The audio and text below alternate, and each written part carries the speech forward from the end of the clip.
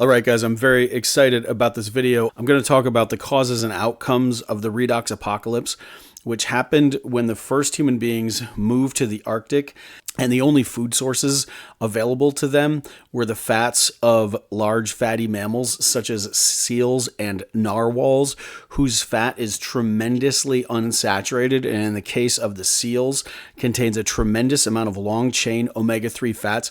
And we're going to talk about why that's a problem for people. And one upshot of the adaptation that humans made to adapt to this high unsaturated diet, this high PUFA diet, was the elimination of a gene that is involved in ketogenesis. And so for that reason, the Inuit are not typically in ketogenesis. In the early 2000s, it was discovered that the Inuit lack an enzyme called CPT1. And you can see this is a bunch of individuals, and this is the enzyme activity of CPT1. You can see that in individual to individual, it ranges from 2 to 16% of a normal person. So this genetic mutation is extraordinarily common among the Inuit, suggesting that this lack of this enzyme, CPT1, was strongly selected for, presumably all the way back when the Arctic was initially peopled. And CPT1 is very important for fat metabolism. And so there's a long-running question of, why did they do this? And I'm going to explain in a minute what CPT1 is. The other thing to understand about this is lacking CPT1 comes with huge consequences. So CPT1A deficiency is a rare autosomal recessive disorder that confers risk for hypoketotic hypoglycemia, hepatic encephalopathy, seizures, and sudden unexpected death in infancy. And it says the CPT1 enzyme is located on the outer mitochondrial membrane and is required for the import of long-chain fats into the mitochondria for use in fatty acid oxidation. So that's a pretty important job of CPT1, and there are some serious risks to not having it. And so it's odd that the entire Inuit have chosen to get rid of the functionality of this CPT1A gene. Some have suggested that the reason that the Inuit have selected for this non-functional copy of the CPT1 gene is that it's not good for humans to stay long-term in ketosis. This is Chris Masterjohn's article, Inuit Genetics Show Us Why Evolution Does Not Want Us in Constant Ketosis. I don't agree with this.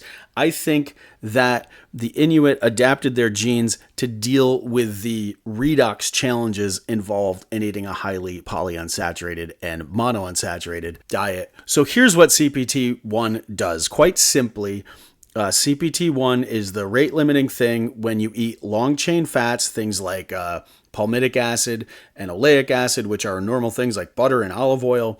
Those fats get imported into your mitochondria by this enzyme CPT1. So that's pretty simple. If you do not have CPT1, you cannot use palmitic acid, oleic acid, stearic acid, linoleic acid for fuel in your mitochondria. CPT1 is crucial for the production of ketones. CPT1 allows you to quickly shuttle fat into the mitochondria. The fats get broken down into acetyl-CoA in a process that converts NAD plus to NADH, and this is a really important part of this step that we'll get back to. And these acetyl-CoA groups can be packed up by the mitochondria and exported as ketones. What is acetyl-CoA? What is beta oxidation? Beta oxidation is the process of breaking down fats, and it occurs both in mitochondria and, importantly to this story, in peroxisomes.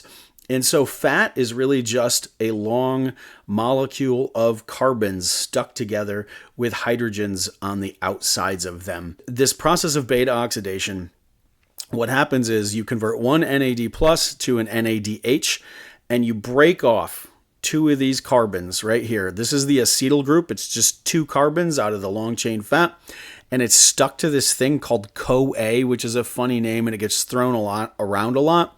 Think of CoA as a handle. This two carbon unit, an acetyl group, is a tiny, tiny, tiny molecule, and it's hard for enzymes to kind of grab it. And so CoA is really just this handle that allows enzymes to deal with acetyl-CoA, and CoA actually comes from vitamin B5, interestingly. So when you eat vitamin B5, you're actually eating coenzyme A, as they call it.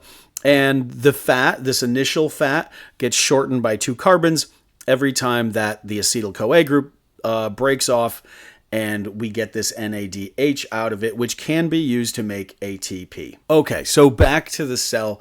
And so in a normal functioning cell, what happens is 90% of these normal fats, the big four, as I sometimes call them, oleic acid, palmitic acid, stearic acid, linoleic acid. This is the most of the fats that you get in your food. These fats enter the mitochondria through CPT1. This pushes up the NADH to NAD plus ratio when you're burning fats in the mitochondria, and this allows you to export ketones. But the other 10% of the fats go into the peroxisomes. And this process also creates acetyl-CoA and NADH. And it shortens these fats to smaller lengths that can also be either continued to be broken down to the peroxisomes or can be sent over to the mitochondria. When you eat fish oil, so this is in rats actually. This is a rat example. And so this is palmitoyl-CoA oxidation. That means how much fat can be sent through that process of beta oxidation and breaking them down into acetyl-CoA. And so you see that in this experiment, rats were given different oils. So palm oil is mostly saturated, safflower oils, omega-6 fats, perilla oil is plant-based omega-3, and then you have fish oil.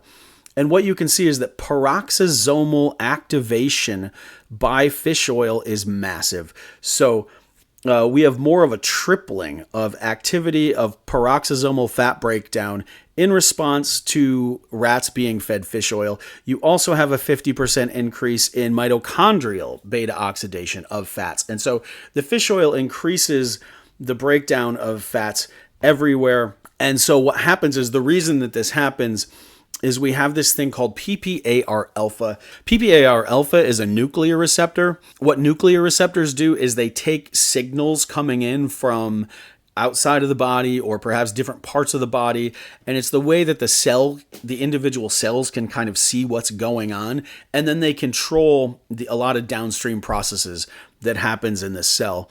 In this case, PPAR alpha recognizes incoming monounsaturated fats, and especially the fats found in fish oil that activates PPAR alpha. And at least in mice and rats, what you see is this huge expansion of the peroxisomes in response to PPAR alpha. And that is why the PP actually stands for peroxisome proliferator. And so when this thing is activated by dietary fish oil, you're going to get a lot more peroxisomes.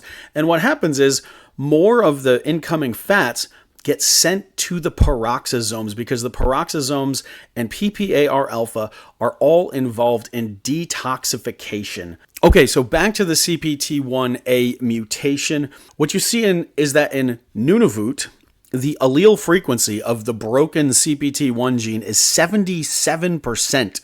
And so that means that 64% of the Inuit have almost zero CPT1 function, down maybe at 10% of normal CPT1 function on average. In the Northwest Territories, which neighbors Nunavut, and we'll see the maps of those in a second, there's only 8% of this allele frequency, and only 3% of people have 2 copies of the broken CPT1 gene. And so you see this massive difference in populations that live right next to each other. This is northern Canada. You can see this is the Arctic Circle, and you can see Nunavut. This whole thing is Nunavut, and it's mostly in the Arctic Circle. This is far north. This is very cold. The Northwest Territories are next to Alaska, and they're in, obviously, northern Canada. This is also very cold. And this dotted line is the tree line.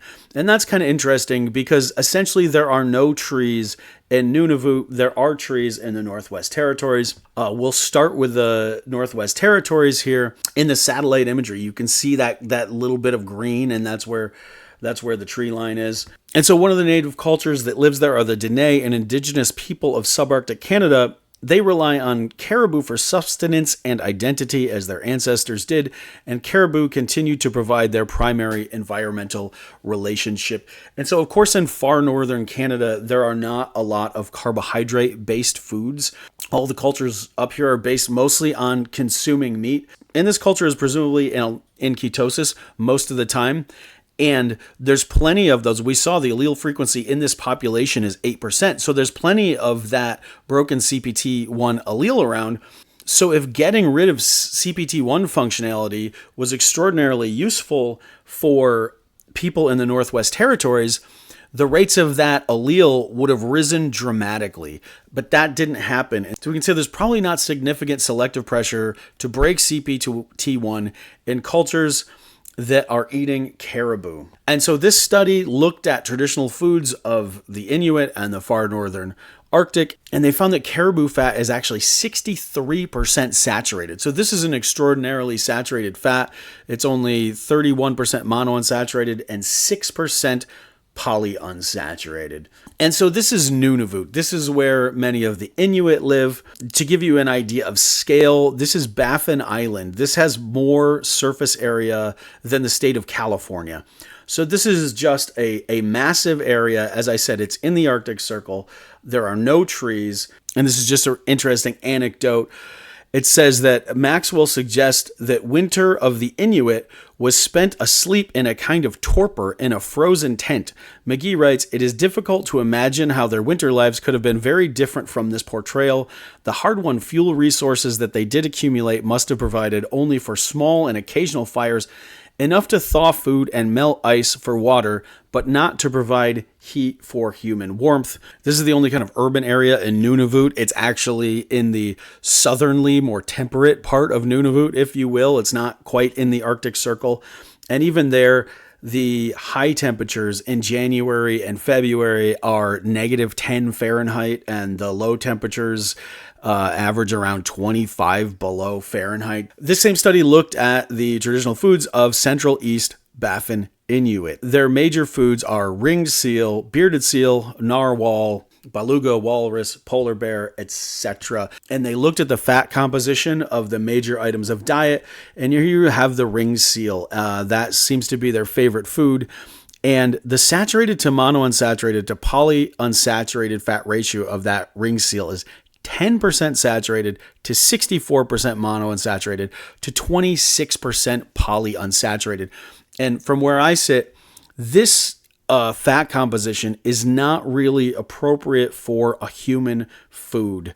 This is a ton of monounsaturated fat, and it's a massive amount of polyunsaturated fat if seal blubber is your staple food. The Inuit, when switching to seal blubber as a mainstay food, would have had several problems.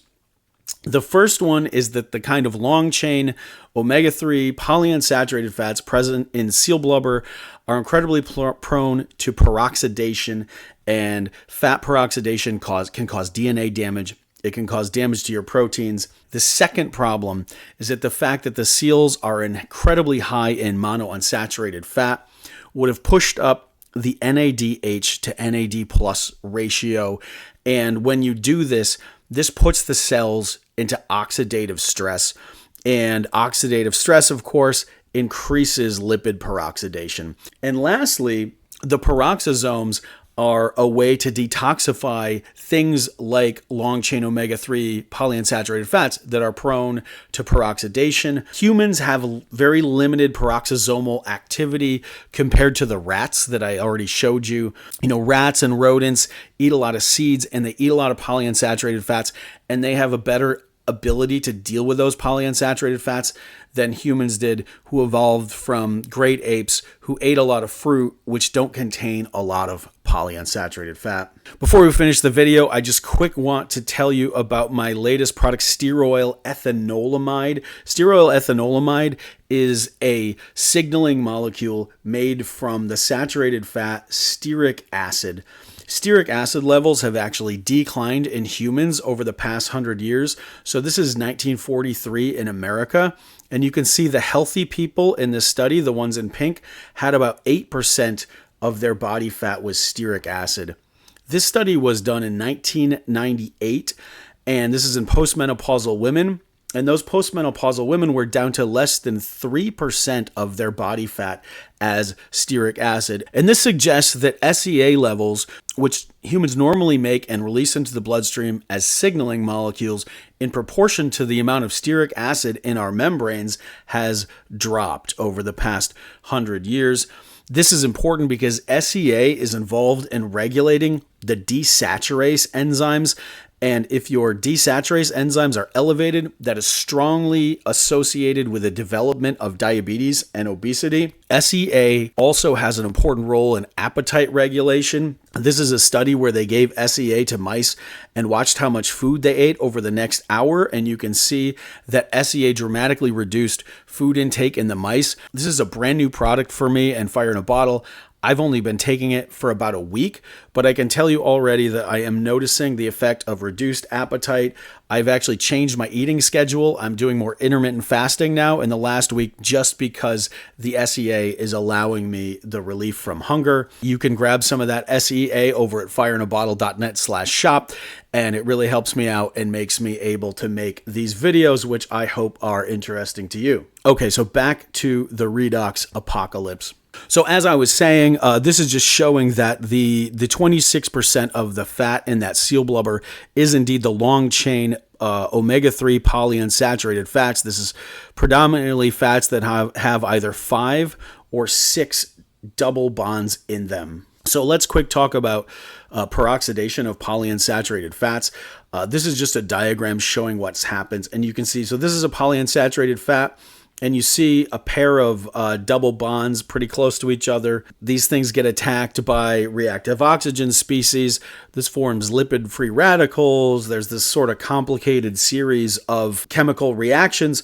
But at the site of these nearby double bonds, what ultimately happens is a little piece of this fat breaks off, and it makes this thing called malondialdehyde. You can see, as I've already said, in fish oil, this is DHA. It has 6 double bonds. This is EPA. It has 5 double bonds. And so these are highly prone to this kind of peroxidation. This is in humans. So they gave these women a diet that got 1.5% of their energy from fish oil. And you can see, especially in older women, in 2 months, there was a 50% increase in malondialdehyde in the bloodstream of women consuming fish oil. And so you can see that in a very real world situation, consumption of fish oil does cause increased lipid peroxidation. In humans, we don't like malondialdehyde for one reason: it causes DNA damage, and this paper shows how that happens. Now, interestingly, I've said that PPAR alpha is involved in detoxification. And so one of the reasons I think that is that if you give mice that don't have a PPAR alpha gene fish oil, so these are mice given fish oil, this is a survival curve. Every time this black line drops, it means that a mouse died. And so this is only after about 12 days.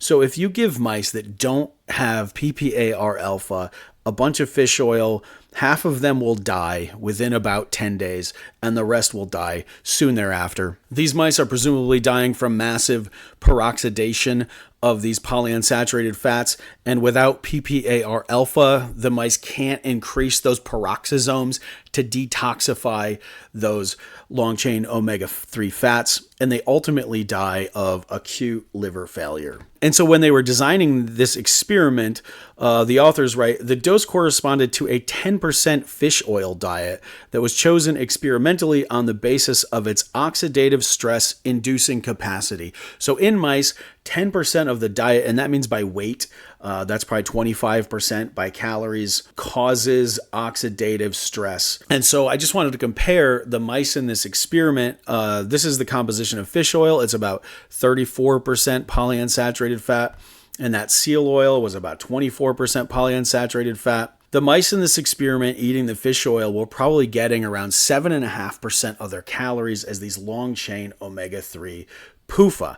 And that ultimately killed them in about 2 weeks if they don't have PPAR alpha and if they can't increase peroxisomes. In the Inuit eating seal blubber, if I assume at some point in the year they're getting 70% of their calories from seal blubber, which I think is a very reasonable assumption, that means they're getting at least double the amount of these long-chain polyunsaturated fats compared to the mice experiencing oxidative stress. And so this, as you could imagine, is a real problem. Let's move on for a second and think about monounsaturated fat and how that affects the NADH to NAD plus ratio. This is a kind of a review paper, and they just point out that if you have increasing NADH and decreasing NAD+, you will have increased reductive stress and oxidative stress together. And reductive stress is just another term that means high NADH and low NAD+. And oxidative stress means you're starting to see things like malondialdehyde. And so to show that this has real world meaning in actual humans, something called alpha lipoic acid. Alpha lipoic acid is one of my favorite supplements. I like our alpha lipoic acid. What our ALA does is it goes into the mitochondria and it actually converts NADH to NAD+. And so it gives you better NAD+ availability and it gets rid of some of that extra NADH. And this has been tested in humans a whole bunch of times. And so this is a systematic review and meta-analysis of human experiments, and they conclude that ALA consumption significantly decreased malondialdehyde levels compared to control group. And so that NADH to NAD+ ratio in the mitochondria is absolutely crucial to how much MDA that you produce. And this is just another experiment. This is in Zucker diabetic fatty rats. These guys, they make a lot of this lipid peroxide, this oxidized fat, and they have very low levels of NAD+, and they have high levels of NADH. But if you treat them with something called apigenin, which is a polyphenol, the NAD+ levels go up, the NADH levels come down, and that oxidative stress is lessened. So there's a lot of examples that this NADH to NAD+ ratio is actually causal of lipid peroxidation, especially in the event that you're eating a lot of fish oil. And so to bring this back to monounsaturated fats, oleic acid, dietary monounsaturated fats activate PPAR alpha, and one of the indicators of an activated PPAR alpha is, of course, an increase in CPT1A. This experiment is done many, many times. This is just the first example I bumped across in mice. Another way to increase PPAR alpha activity is with drugs called fibrates. And so clofibrate also increases PPAR alpha activation. It increases CPT1. And as you can see in this experiment, when you activate CPT1, you increase NADH and you decrease NAD+. This is contributing to the oxidative stress. If you activate PPAR alpha, you're going to increase the NADH levels, and that is going to add to oxidative stress. And of course, one of the ways that I just showed you, you can increase CPT1 is having a diet high in monounsaturated fat. This is another way of looking at the effect of monounsaturated fat on NAD+ to NADH ratio. These are mice that lack a gene that produces monounsaturated fat. So these mice are very, very low in monounsaturated fat. These mice over here are extraordinarily high in monounsaturated fat. And these mice are in the middle. And you can see that as monounsaturated fat levels increase, availability of NAD+ decreases and NADH goes up. If you want to understand the mechanism of this, you can go back and watch my video, The ROS Theory of Obesity. All of that monounsaturated fat, remember that seal blubber is 64% monounsaturated fat, and all of that monounsaturated fat is putting pressure on the NADH to NAD+ ratio, and that is going to increase peroxidation of those very fragile omega-3 PUFA, and that is going to create more malondialdehyde. And so the last thing I want to talk about is how humans have low level of peroxisomes compared to rodents. Increasing those peroxisomal activation levels is how the mice would detoxify themselves from levels of fish oil that are too high. And this is showing, this is in cell culture, but these are rat liver cells and these are human liver cells over here. And you see there's just simply a massive difference in the peroxisomal activity of mice compared to humans. And like I say, that's probably because rodents tend to eat a lot of seeds, which have a lot of polyunsaturated fat in them. And humans came from fruit-eating animals, and it just wasn't necessary to have huge peroxisomal activity. And so again, this is the kind of classic view of how we partition fuel between mitochondria and peroxisomes. 90% of the normal fats go through CPT1. We make acetyl-CoA through the process of beta oxidation in the mitochondria that pushes up NADH levels. as you saw in that example of clofibrate pushing up NADH levels, right? Because CPT1 was upregulated in those cells. And that allows us to make ketones. And then the 10% of fats that wind up in the peroxisome tend to be things like long-chain omega-3 PUFA and other weird fats like branched-chain fats that come from certain food items. In the last video, I talked about earthworms or something that contained a lot of branched-chain fat. And that's, of course, important to mammals, such as shrews who eat a lot of earthworms. What's really interesting about this is that the peroxisomes actually prefer long-chain fatty acids in the 14 to 18 carbon range.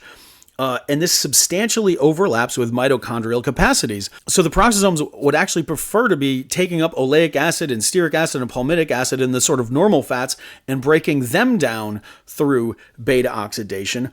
But in the normal case where free fatty acid concentrations are low, mitochondrial beta oxidation is the dominating pathway just because the mitochondria can take those fats up more freely in the sort of normal case. And so one of the big variables here is the amount of free fatty acids. I just want to point out this is meant to be an artery, and these are capillaries in some kind of tissue in your body. And in a normal mixed diet, you have a certain amount of fatty acids moving through your bloodstream. If you are on a zero carb diet, and I didn't write keto diet because of course the Inuit are not terribly in ketogenesis, what happens is you have this dramatic increase in the amount of fatty acids in your arterial blood. And what happens in that case, right? So this is one of the Inuit that lacks CPT1 activity. So this is cut off. We lose this increase in the NADH to NAD plus ratio, and we stop making ketones.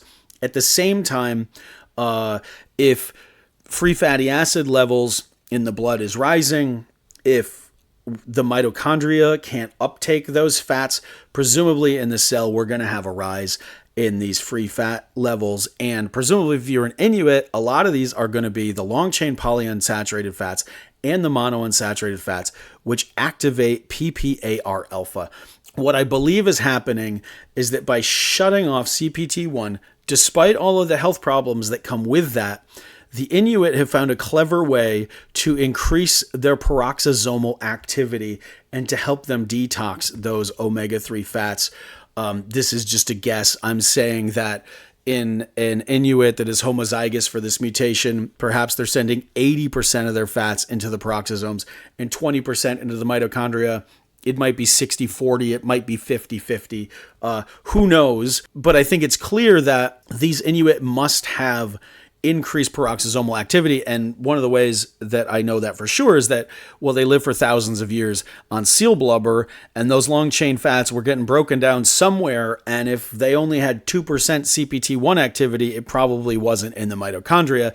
And the only other thing that we know that can do that is the peroxisome. So sending all your fats on the peroxisome has very interesting effects of changing the overall redox balance of the cell. What the peroxisomes do, so peroxisomes can't make ATP, but what they can do is they can take all those long chain fats, including, like I say, the normal ones, oleic acid and palmitic acid, they can break them down into NADH and acetyl-CoA, and they can export those things. And those things can be imported by the mitochondria to make ATP. And so we can still make ATP this way. It's not a big deal, but of course, the peroxisomes will do a better job of getting rid of those long chain omega-3 polyunsaturated fats. And they will fix the problems, potentially maybe, with the NADH to NAD plus ratio. So I believe that the CPT1A mutation was a way of increasing the detoxification ability of the Inuit. So that may all sound pretty hand-wavy, but this is a recent paper showing exactly what I'm talking about. They took mice that were given a kind of toxin that causes rapid liver disease. And what they show is that at the onset of this toxin, you have this huge increase in, guess what? CPT1A, the thing that is shuttling fat into the mitochondria. So then they took mice which didn't have a CPT1A gene. These mice are essentially the same as the Inuit who have the homozygous version lacking CPT1A, which I think was around 65% of the Inuit. When these mice are given this toxin that would normally massively increase CPT1A levels, In the mice that don't have CPT1A, you have much less malondialdehyde being produced. And so lack of CPT1A, which we saw that clofibrate increases NADH to NAD plus ratio. That's a thing that increases CPT1A, and that caused increased reductive stress and increased oxidative stress. And so now what we're seeing is in mice that don't have a CPT1A gene, you see the reduction of that oxidative stress, which this study unfortunately didn't measure it, but this is presumably caused by affecting the NADH to NAD plus ratio. They repeated this experiment in human liver cells, and so this is the same thing. They used a different technique to suppress the CPT1A gene expression, and the same thing happened. You can see the MDA levels when they eliminated CPT1 were massively reduced. This is a second very recent paper saying that suppressing CPT1A expression could attenuate oxidative stress. So the first Inuit explorers into the Arctic were faced with a real challenge. Not only did they have to deal with an extremely cold environment, they had to deal with the fact that the food available was not really appropriate for humans. This gene variant may have been available in some of the ancestors of this region, which is why we see some of it in the Northwest Territories, etc. And it looks like the only Inuit to survive that transition to a seal blubber-based diet were the ones who eliminated the gene CPT1. I believe that blocking fat flow to the mitochondria and instead sending that fat into the peroxisomes, which must be what happens for them to exist on seal blubber for thousands of years, has the effect of lowering the NADH to NAD plus ratio. That decreases the lipid peroxidation of those omega-3, those long-chain omega-3 fats with 6 double bonds. This also increases peroxisomal activity, and the peroxisomes prefer to break down those long-chain omega-3 fats compared to the mitochondria. So if you're increasing peroxisomal activation, you're fixing the NADH to NAD plus ratio, but you're also getting rid of the actual long-chain omega-3 fats that are the things that are oxidizing and causing the buildup of things like MDA. And ultimately, the thing that was providing the selective pressure was probably the fact that people with 2 active CPT1A genes in the face of all of that monounsaturated and polyunsaturated fat were perishing of acute liver failure. That's my theory. Just one more quick plug. I already mentioned it, but I'm very excited about steer oil ethanolamine. I've been using it in combination with some pyruvate, RALA, as well as the other oxidants available on fireinaBottle.net, such as AKG. I was recently experimenting with a protein-limited diet, which I talked about in the videos, the emergence diet and the pre-emergence diet. It wasn't suitable to my liking over the long term. I didn't like restricting protein that much, so I've gone to using AKG, which, as I've explained, is something that will help you break down the branched chain amino acids in protein foods, and it will definitely increase thermogenesis. And I'm of course also using it with my disodium succinate and RALA. I have started to increase my intermittent fasting, I think due primarily to the appetite regulation of the SEA. My body temperature has consistently been above 98.6, and I think that's due to the combination of the oxidants that I'm using, combined with the fact that I've been using a lot of coconut oil, which is very, very saturated. So those things will help keep your metabolic rate high. And now with the addition of SEA, I'm able to go longer between meals. Lastly, I've been taking the pu'er tea extract with the goal of fixing my gut microbiome. If you head on over to fireinaBottle.net/shop, you can get some great products that I hope help you, and they really help me to run this blog and make these videos. Thanks a lot for watching.